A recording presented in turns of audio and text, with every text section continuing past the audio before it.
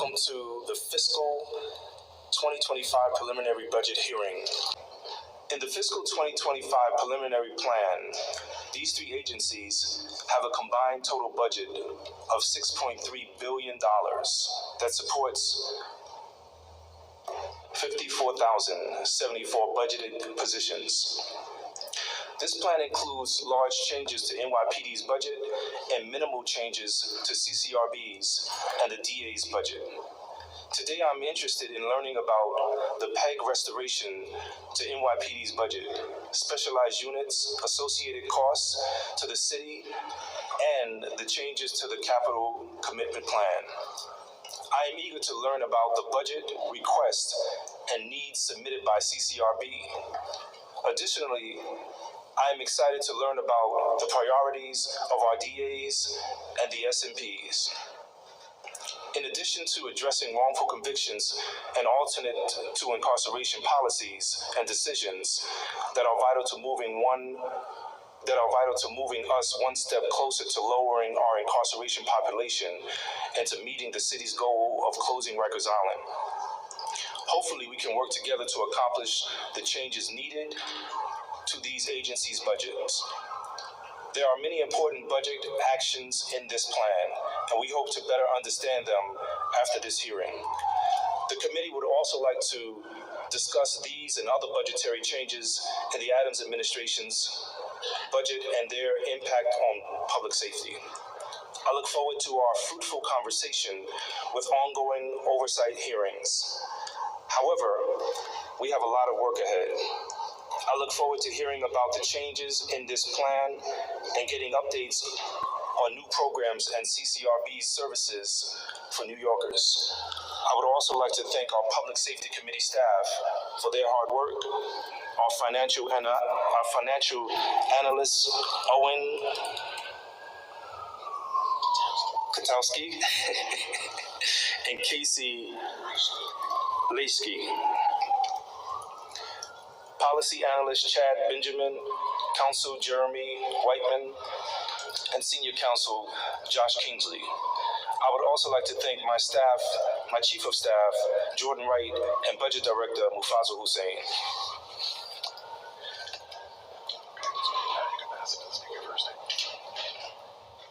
And with that, I would like to pass it to the speaker.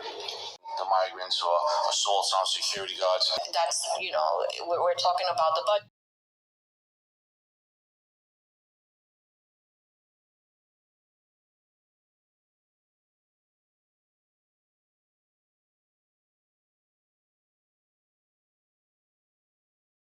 Our stance is real simple. We want everyone to voice their opinion on First Amendment. We want it done safely. We try to coordinate with the leaders of the groups to see what they want. And like the chief said, the least amount of cops we could use, the better. But we have to draw the line, like on Monday mornings, a couple of Monday mornings where they block the bridges for a couple of hours. We have to draw the line when they stop for hours when it disrupt the whole community. So we can't allow that. In certain circumstances, we can't allow breaking windows. We can't allow assaults and simple assaults. So we want it fair for everybody. The First Amendment rules out. We do the best we can. I think we're doing a very good job as we've been getting. Report to you. We're seeing a decline in attrition, actually. I think we're moving in the right direction. So our 3-year average of attrition is actually higher than what our current attrition rate is today. So what we've noticed is that there's been some media reports that police officers with less than 5 years on the police force are leaving in droves. I haven't been able to ask my question because I got interrupted. New Year's Eve, as an example, and Violent, which lists Occupy Wall Street. Or any subject. I'm looking at a page. Thank you. Thank you, Chair.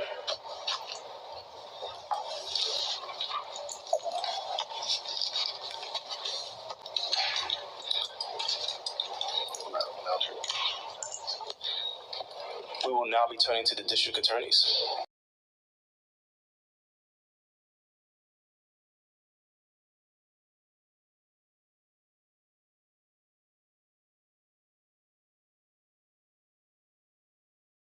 on, the media, AI, on the youth and making sure that we're present.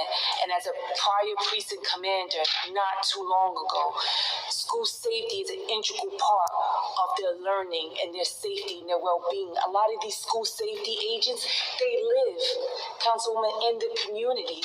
They are the ones, I promise. Increase. A fourfold increase in summons in a 2-year time period is a major increase. As the education chair, that there are not enough crossing guards. And we are steadfast in suppressing retail theft in New York City. Look at retail theft a little bit differently than, because Chief of Special Operations, please let me reiterate that there is no law enforcement agency in the world better equipped to handle large-scale events than the NYPD. And we always support everyone's right to protest peacefully, but we will not accept assaulting our officers. We will not accept destruction of property. We will not accept disorder, emergency vehicles. Please remove the disturbance. Please remove the disturbance. Please remove the disturbance. Please remove the disturbance. Please come down.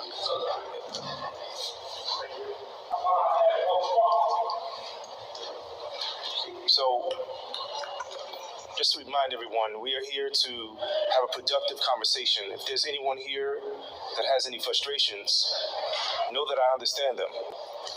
But let me be clear, during this hearing, you will respect our guests and you will respect this chamber. My apologies to the NYPD and the commissioner. We're now in phase 1 of the settlement. These new procedures, new training, new forms to effectuate, among other things, the 4-tier system that you were describing a moment ago. And the settlement, by its terms, lays out really sort of a roadmap for how this works in phase 1. There's a resolution of any outstanding issues. If not, it can go to the regarding those materials. And then once we reach that resolution, we have the new policy, we have the new training, we have the new forms. 45 days later, we then go to phase 2. Okay, thank you. What is the for Community Affairs Bureau is approximately 145 previously assigned to precincts were reallocated. So We have, since I took over a Community Affairs Bureau, we have 2. We have two community affairs officers in each precinct. Can you, at the beginning, we're going to swear you in when you come up to speak. And also, can you please, I do. And can you identify yourself? But I just want to go back to that number, 1,884 since October 7th. That's a large number for our city. And as a matter of fact, there's a protest going on outside right now. I mean, the only discrepancies of subject matters when it comes to Look, our stance is very simple. I'm sorry, I just like to after this question, we're going to move on to other council members. We're going to have a second round as well. Our stance is real simple. We want everyone to voice their opinion on First Amendment. We want it done safely. We try to coordinate with the leaders of the groups to see what they want. And like the chief said, the least amount of cops we could use, the better. But we have to draw the line, like on Monday mornings, a couple of Monday mornings where they block the bridges for a couple of hours. We have to draw the line when they stop for hours, we're going to disrupt the whole community. So we can't allow that. In certain circumstances, we can't allow breaking windows. We can't allow assaults and simple assaults. So we want it fair for everybody. The First Amendment rules out. We do the best we can. I think we're doing a very good job as we've been getting more and more of these. And the summer and warmer weather's coming, and we're going to get more and more. Chair, can I Also, at the same time, as chair of Children and Youth Services, I'm fighting. Depends on the size of the group. I'll make sure that we sit down with Chief Kinney, take a look at what's going on in 104, and to get some additional detectives there.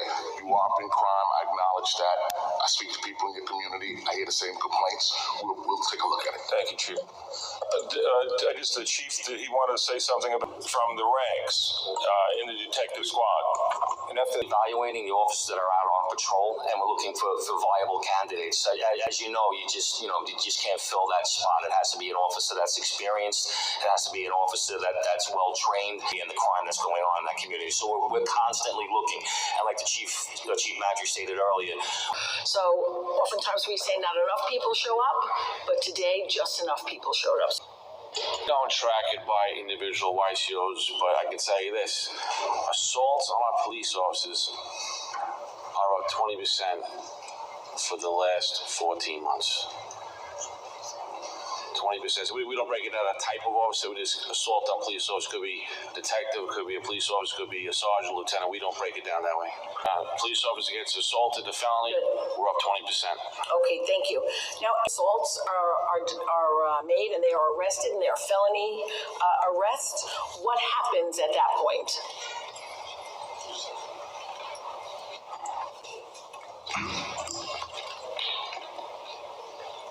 Good afternoon. So, with assaults on police officers, what the data shows is during the arraignment process, the majority of arrests are arraigned on the initial felony charge. What happens after the arraignment down the road is a different story. I'll be very upfront. Sometimes there are good reasons why it gets downgraded to either a misdemeanor or maybe even a decline or a deferral. But those are definitely not the majority. The majority is that we would like to see a better prosecution. As the case proceeds, we'll always have the conversation with the DAs. The DAs are great partners, and I've been doing this for a while. And if you ask me, there's not a better cooperation right now between the NYPD and the DAs across the city. It's also our part to bring the best case possible, and we feel a lot of the times we are.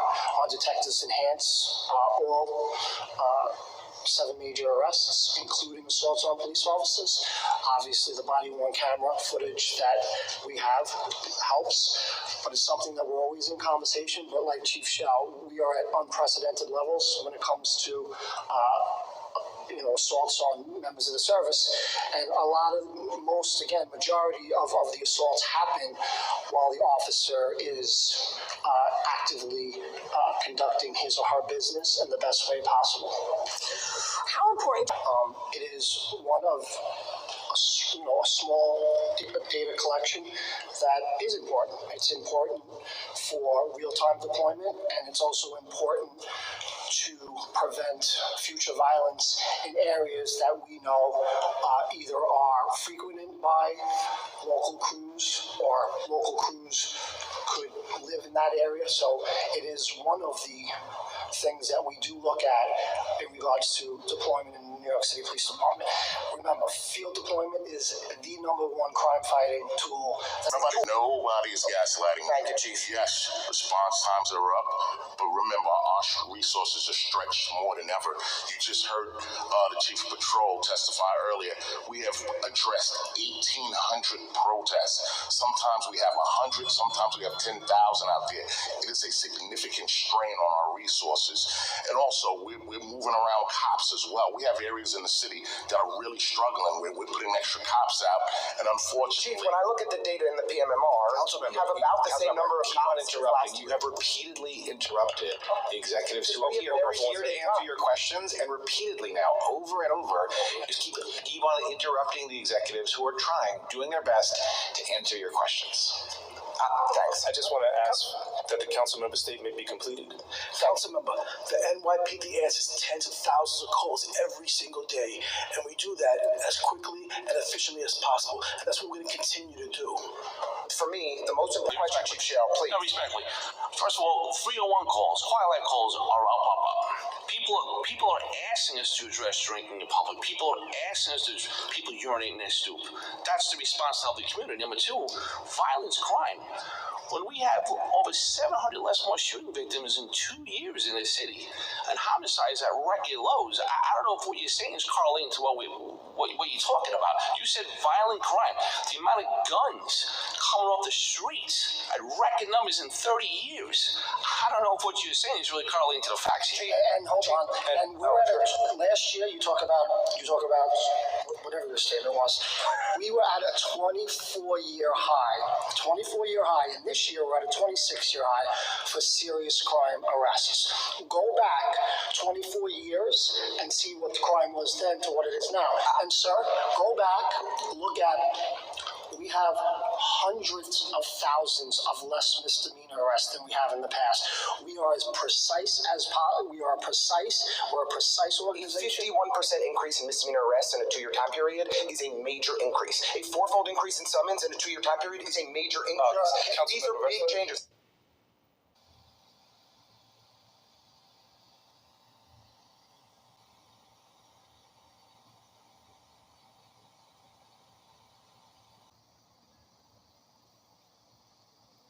Hundreds of complicated and time-consuming freedom of information law.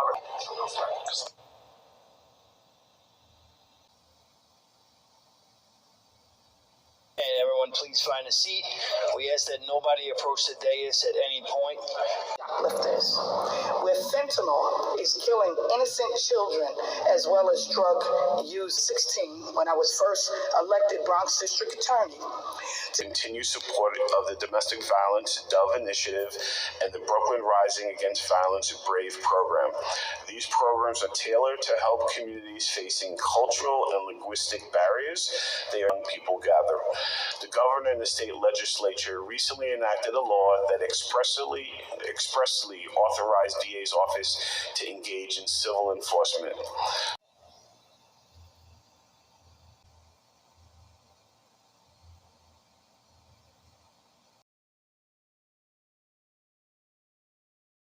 Les contacts qu'ils m'ont donnés, le temps, mais j'arrive pas à rejoindre un avocat. Et maintenant, je suis obligé d'avoir un avocat parce que depuis mon asile, depuis mon asile, mon montre a été stoppé, je ne sais pas pourquoi. Donc, j'ai parlé avec un avocat. Il m'a expliqué, il m'a donné des détails. Il a dit que je suis obligé d'avoir un avocat, sinon ça sera compliqué. Et ce sera à nouveau de déposer l'asile de prochaine fois. The city council must absolutely. First, I want to say thank you to my amazing comrades. Thank you. My name is Alvin Dan. I was born and raised in the city. I'm also one of the people that got kicked out earlier today. So we need that. I go to these protests, and these Palestinian protesters are insane. They're all on antidepressants. They're all, on edge, and they actually want to create chaos. So to be honest, I think we need more cops to stop some of these protesters. I'm all about a peaceful protest, but these guys aren't peaceful. I mean, they're out there doing some disgusting stuff. But it doesn't matter how many strategic response groups you have, because guys, once you arrest them, you let them out of jail. There's 4 people in Long Island. Anna Kasparian, one of my favorite broadcasters, talked about how there was a case where 4 people mutilated 2 dead bodies, and they were still able to get out of jail. So it's bail reform. It doesn't matter what happens, guys. You guys arrest them, you let them out of jail. And all of these people that spoke today, they're all idiots. All they do is care about the freaking immigrants that are coming here. We need to help out Americans. We need to help out young black people, young Hispanic people that are from America and not worried about the Venezuelan immigrants that are cooking rats on the street. I mean, that's what we have to do. So it's just very sad, though, that these people are so mentally unwell that they come here and they complain about being arrested, but then they get to go to court and they drop the charges. You guys are insane. They're a bunch of losers that have no money, no jobs, so that's why they're relying on the government for handouts. So it's just really sad and pathetic. So if you guys listen to these people, that shows that you guys are just as mentally unwell as all the idiots that are here today. So really and truly, I don't know how else to describe it, but it's not the cops that are the problem. It's the fact that you guys have bail reform. You guys just let criminals out of jail for nothing. So you guys need to fix that system. So if you mutilate a body in Long Island, you shouldn't be able to get bail. I mean, I'm as liberal as any of these idiots on this screen, but let me just tell you something. The sad reality is that if you arrest somebody and you just let them go, they're going to continue to commit crimes. So it's not even a budget issue. It's the fact that you guys are too dumb to realize that you need to keep the criminals in jail. And then you need to put America first, because all these people that are talking and on this stream, they don't care about America. That's the last thing they care about. They want to destabilize America. They want to end American greatness. So it's pathetic. So don't let this happen. Don't let this happen. Use your brain. Use your brain, not like these sickos.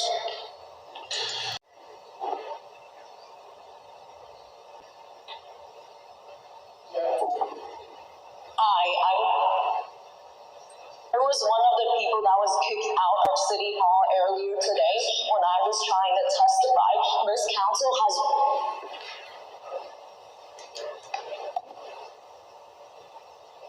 Hello, can anyone hear me? Yes, you. Please continue. This council has rattled on for hours about public safety, yet time and time again, I was here last year testifying about the SRG.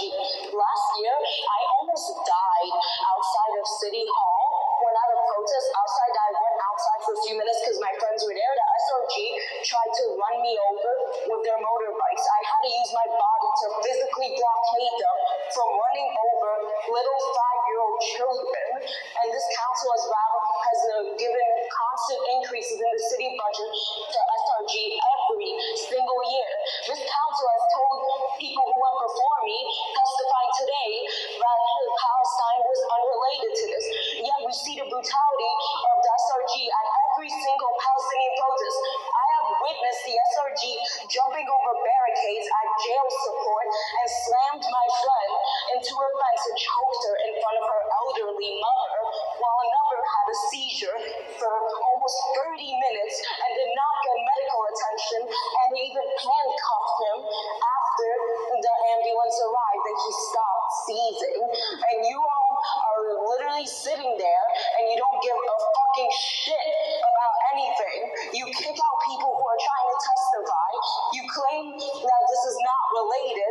How is it not related? You're all fucking assholes. You're fucking assholes. This city council needs to actually have a fucking spine for once and stop funding the goddamn SRG and cutting every single other institution and claiming in the name of public safety. You care about crime, you care about all this shit. You your friends, stop funding public libraries. Your time has expired. Hip squad, you fucking asshole. You're pieces of shit. Thank you for your testimony. Fuck all of you. Fuck you. So there you have it. The history of my testimonials at New York's City Hall.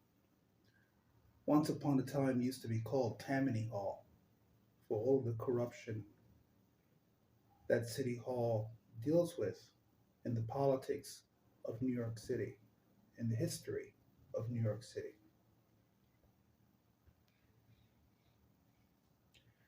I now have a speech impediment as a result of being violently attacked by the NYPD security guards and other individuals who were at City Hall at this particular meeting. They become violent because they say that I'm homeless. They say that I'm mentally ill. They say that I'm sick.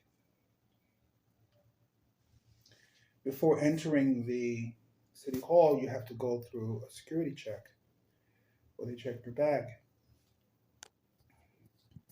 I spoke to an officer there for quite some time, about 20 minutes before I went inside. And he recorded me on his camera.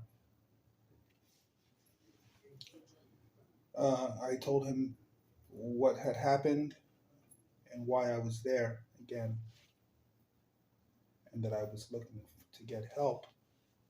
And the reason why I was testifying was because I need help with my case legally for myself and my family. Mark Levine, who is now the Manhattan Borough President, came in and I said hello, and he said hello, gave me his card, and told him a bit about what was happening, and he told me I could reach out to him for any assistance. Other members of the committee were coming in, and other individuals who were going to watch or participated. So, as you watch the meeting, either the full one on the City Hall website or what I've put up, what you have to discern, or what everyone should discern, is the reason for the meeting, the reason for the budget proposals, and of course the overall issues that are affecting the entire city. There were individuals who were in the meeting who were disruptive and they were thrown out. I was not disruptive in any way. I never am. That's not my cause or reason to be there, because I know being disruptive, number one, won't resolve anything. And so they take my being there and my speaking as a threat to the fact that they are engaged in corruption and fraud and all myriad forms of violence. At one point, I was watching Caban, and I could hear him muttering under his breath that he wanted to kill.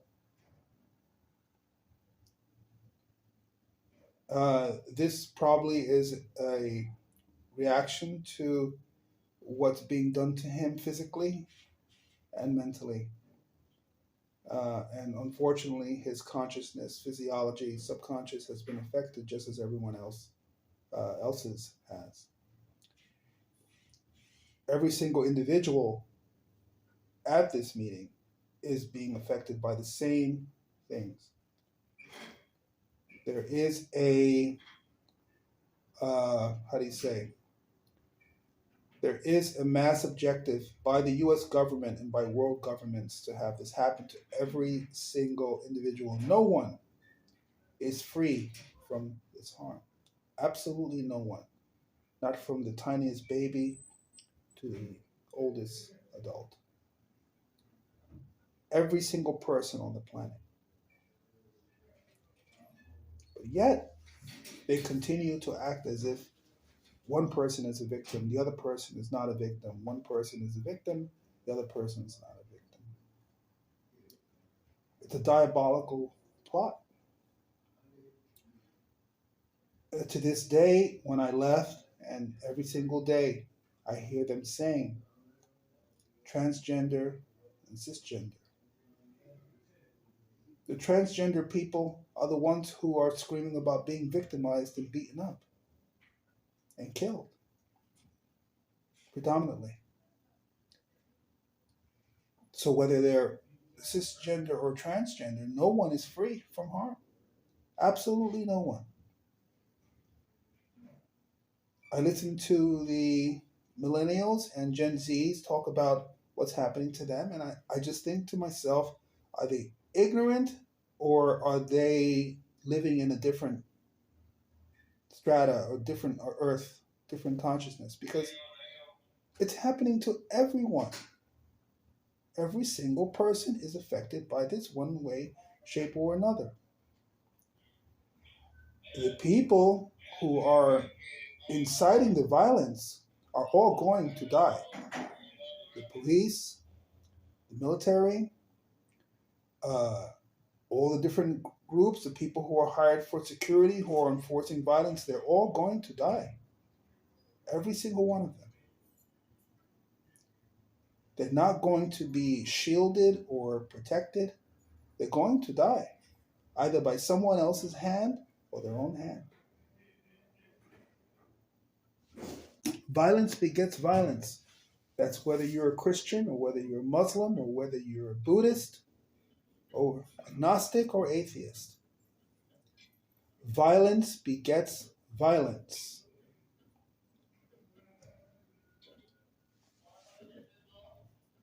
And these individuals do not care or want to know.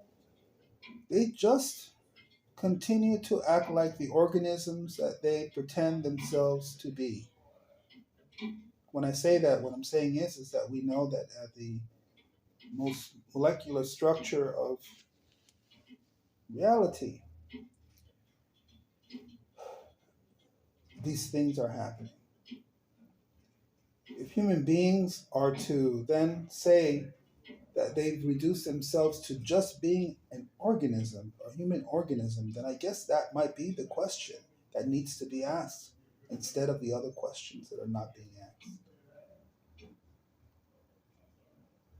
And they know this very well by contaminating the food, by contaminating the water, by contaminating the air, and then every other materialistic or non-materialistic aspect of reality that's being affected. How can people be so stupid, ignorant, when life itself is being challenged? These are just human beings like anyone else. They're really no different from anyone else than from you or I, except that you would expect that the fact that they've educated themselves in whatever way, that they would know what they're talking about and what they're doing, right? Not that they're racist or prejudiced or adhering to some other structural form of thinking. It's absurd, you know. Remember, if you question reality, then you have to ask yourself, what is reality? There is no reality, you understand? So if you question reality, then you'll say to yourself, what is reality?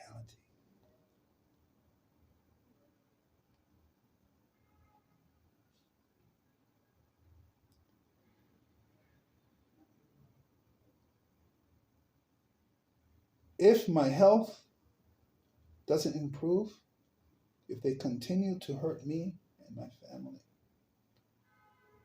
I'll have no choice but to retaliate in the worst possible way, in the ways that my family have already been attacked. So no legal structure is going to stop that from happening.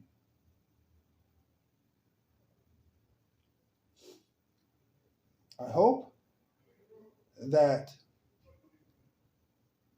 whoever watches it understands that if they point the finger at me, they're pointing the gun at themselves. If they think different from me, they're thinking differently about themselves. If they think they're better than me as a human being, either qualitatively or non-qualitatively, they would be making a very big mistake. This is them falling into the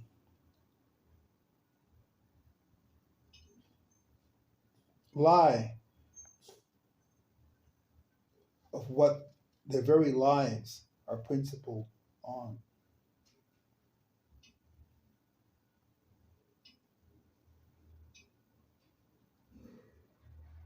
I've been to the hospital many, many, many times. As I've said. And to my dismay, I have found out that they don't care. They will let you stay sick. They will let you stay hurt. They'll say, and they've said, that they won't give you medical care because of your nationality, because of your ethnicity, because of your economic status. Even though most of the, if not all, of the damage that has been caused to my body has been by other people, done to me illegally, as a result of their mental illness and their criminal behavior. And this happened right in front of the police, with lawyers, and doctors there. That is the state of our union.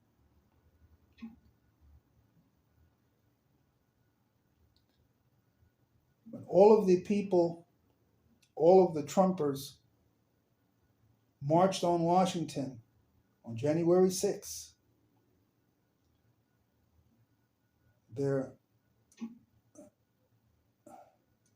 object was to storm the Capitol, get into the White House, and possibly kill the President of the United States of America, Joseph Biden.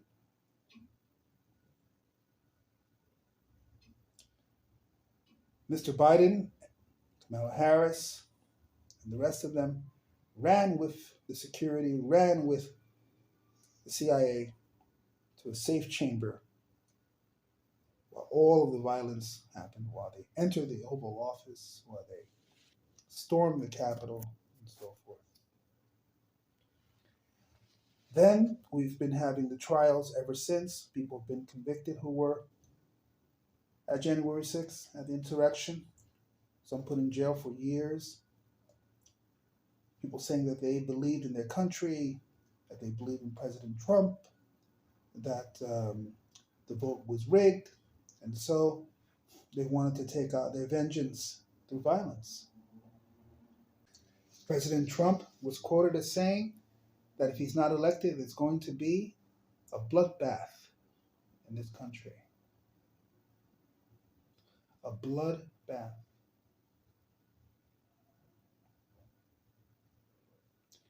If I were to stay in the confines of this room, this cell, then you would think that violence wouldn't come to me.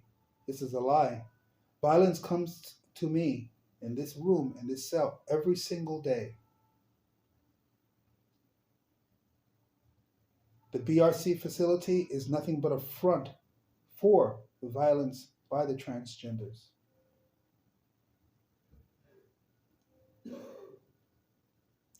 No one who lives at this facility, who works at this facility,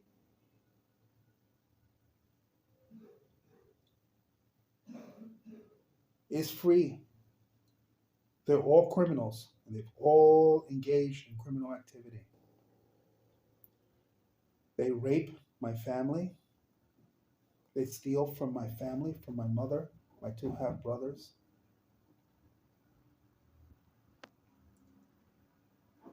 They rape me, steal from me, in the name of money and power. And they're not going to get away with it. And now I've incurred this damage to my body and my psyche. After surviving over 5 years living on the street.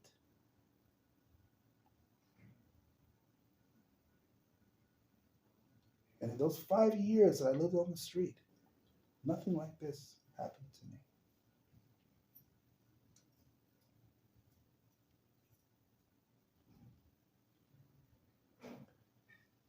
When I see a black person, I think to myself, look, a black person. When I see an Asian person, I say, look, an Asian person. When I see an Indian person, I say, look, an Indian person. When I see a Caucasian person, I say, look, a Caucasian person.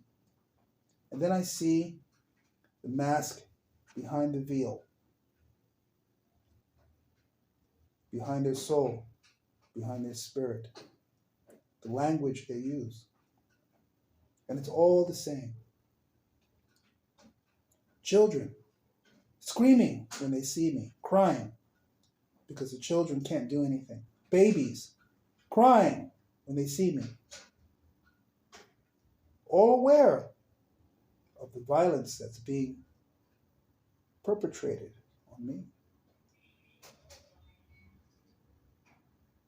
They even say my name. They even say my name. Richard, Richard, Richard. Ricky, Ricky, Ricky. Not X. Not that homeless guy. Not that mulatto. Not that old fool. They say my name. And I highly doubt that children or babies are looking at my social media page. They say my name because their family members know who I am. They know I have a name. They know I'm a person. They know I exist. Not what Caban and Madry and the chief of detectives or Salam or any of the rest of those clowns think.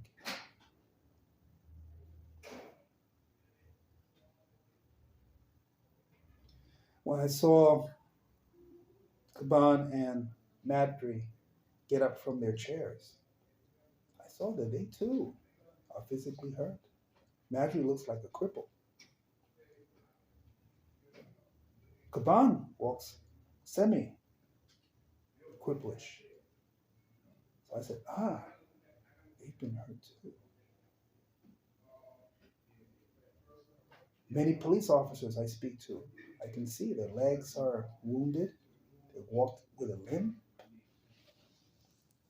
Their faces, you can see the damage that's being caused to their psyche. So I know that, as I said, no one is free from the violence. But yet, the violence is being done to one another.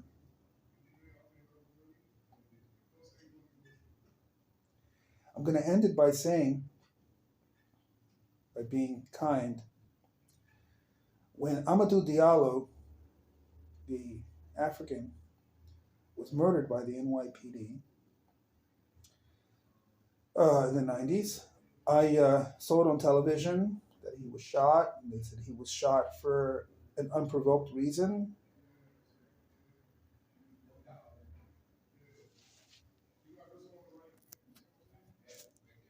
Amadou, they said. And there was a protest across from City Hall one afternoon. I didn't know there was a protest. I was walking around in the area. And I went into a vestibule because there was a lot of people around, and I just wanted to get some refuge from the crowd. There were people coming out of work and, getting themselves together to go home. A lieutenant or very high-ranking police officer and another officer came down outside, and both of them who were Caucasian, and one the lieutenant said to the other that if these he used the N word, and if these SNIGGERS, and if these SPICS get out of line, that they would have to take action against them. The reason why I'm mentioning this is because now the chief and commissioner, one is Hispanic and one is black, and they were stating what police policy is and how they attack the protesters or not attacking the protesters.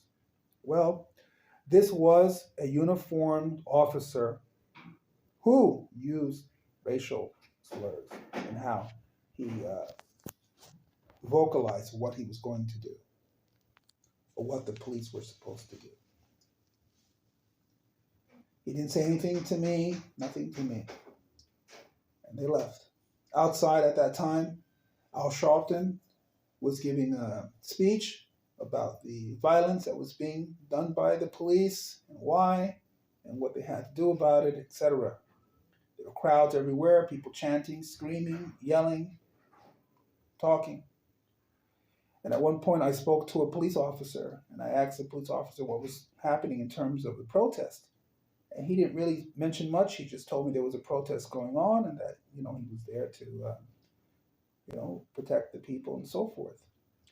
As I was speaking to him, different types of people, Hispanic, black, and white, said, "Why are you speaking to that police officer? He's a pig." They were spitting at him or spitting in our direction. And I thought to myself, well, I was asking him what was going on. I don't take sides. I don't take sides. I understand discrimination and I understand racism, but I don't take sides. I've been a victim of racism and discrimination my whole life. My family as well.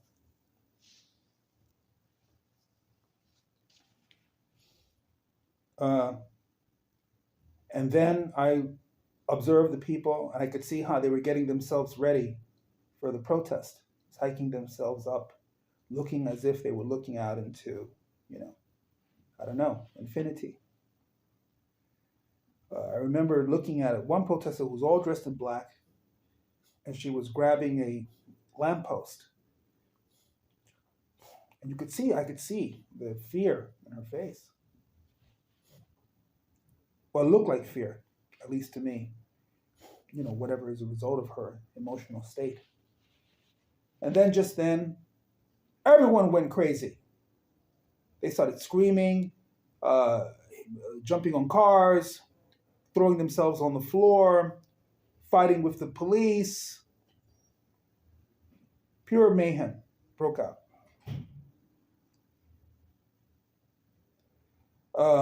News One were there to cover the story, and a camera, I was on camera there. And back in that time, I was wearing a black pea coat, cap. I didn't wear glasses yet, didn't have to wear glasses. And in the midst of the violence, I'm just looking at the people.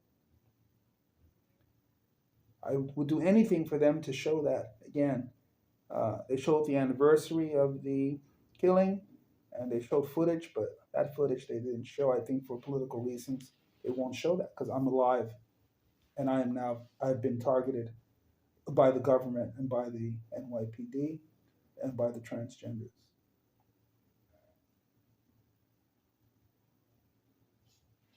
So they won't, because that would prove I wasn't part of the protest. It's being objectified is because I don't take sides. A person of color,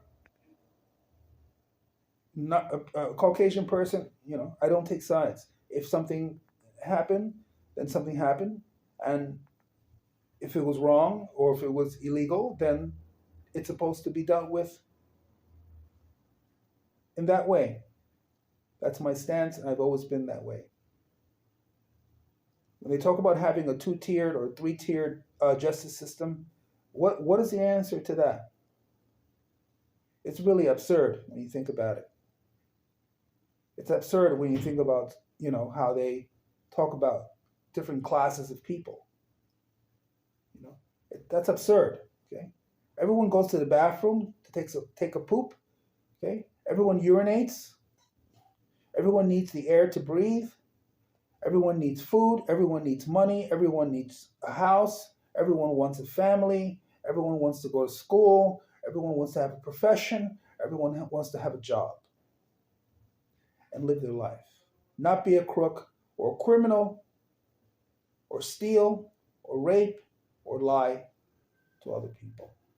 If they do, then they're mentally and criminally ill, and they're supposed to be in a jail cell.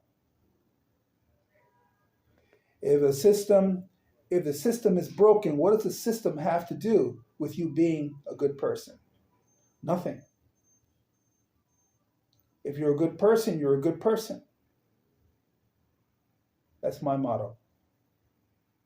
If you deviate in any way from being a good person, then there's something wrong with you. No one is, what's the word? Everyone is infallible. No one's perfect. But I'm talking about generally being a good person. And generally, good people don't do that to one another. Our political system is what needs to be observed. What is going on in our political system that we have such unrest, such mayhem, and such violence that's not being controlled? Do we have an equal system, meaning are people eating? No, they're not eating. Do people have a place to live? Many people don't have a place to live. Are people working? Many people don't have a job. Unemployed. Forcibly unemployed. Do people have health care? Many people don't have health care. Are people living their lives with the type of what they call happiness that preserves their life? No, they're not. Those are the things that need to be observed. And as you listen to the meeting, that's what they're supposed to be about. Well, listen to their language closely. And if you listen to their language closely, you'll see, hey, there's something going wrong here. There's something wrong here. What's going on here? That's the reason why I was beat up. That's the reason why they don't want people like me there. Because in truth, they want to put the money in their pocket. They want a place to live, a house, an apartment, a condo, a car, gas, food, clothes, go out, have a good time, raise their kids. They don't care about you. But yet they're all talking like they care.